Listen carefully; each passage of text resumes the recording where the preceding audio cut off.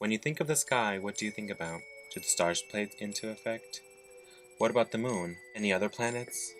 Any of the satellites orbiting around those planets? What if I told you there was life outside of our own atmosphere? I'm not saying there is, but is it really that unfathomable? Let's say I was Galileo on January 7th in 1610, looking through my telescope and discovered 4 main satellites orbiting around Jupiter. Huge news back then. Modern technology have helped advance our discoveries, but what if one of those satellites orbiting Jupiter had life on it? That is what NASA's trying to prove right now. The satellite that I'm talking about is Europa, and the reason it's so unique is because it's entirely covered with ice. Let's begin with the origin of the name Europa. Simon Marius, who named the 4 main satellites, wanted to name them Io, Europa, Ganymede, and Callisto for identification, but Galileo found it was a lot easier to just name them 1, 2, 3, and 4.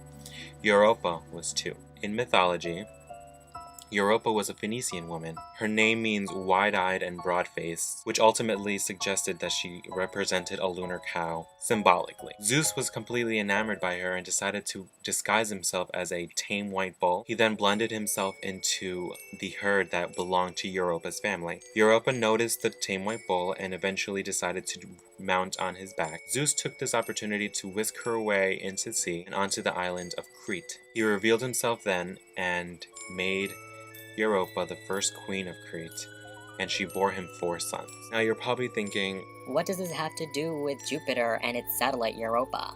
It's interesting that Marius chose the name Europa before knowing that the satellite was covered with ice, and coincidentally choosing a name that dealt with water in a story. We have gained much information about Europa. From far away, it looks like a cue ball, and the reason it's so smooth is because the impact sites from comets and asteroids are cleared from the splitting and shifting of our surface. Europa's size is slightly smaller than the Earth's moon. It takes approximately 3.55 days for it to fully orbit around Jupiter. Galileo's spacecraft revealed a variety of icy structures, some created by blobs of warmer ice that rise through the colder ice. There seems to be a volcano on Europa, but what looks like a volcano can simply just be water shooting up from cracks on the moon's surface that is forced out by pressure resulting from tidal flexing. It is believed that Europa generates heat by flexing while it is tugged by Jupiter's gravity, creating tides. Just like the Earth's ocean has tides because it's pulled by the moon's gravity. The way that Europa orbits around Jupiter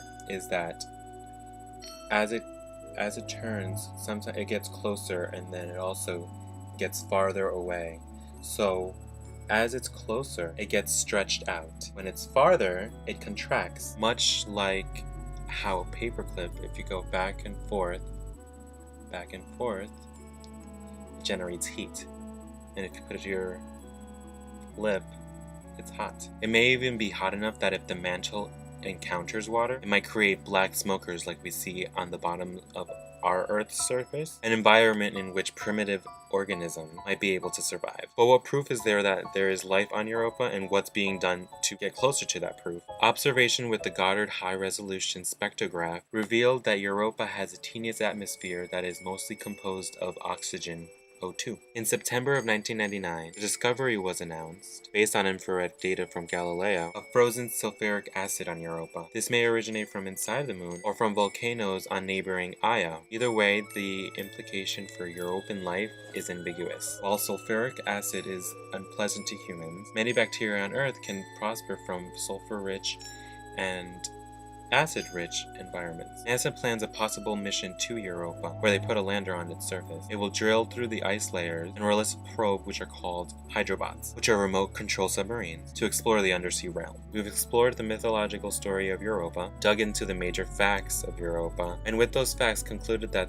there might be life outside of Earth's atmosphere. Robert Pappalardo, who is an assistant professor in the University of Colorado, said, "We've spent quite a bit of time and effort trying to understand if Mars was once a habitable environment. Europa today probably is a habitable environment. We need to confirm this, but Europa potentially has all ingredients for life, and not just 4 billion years ago, but today."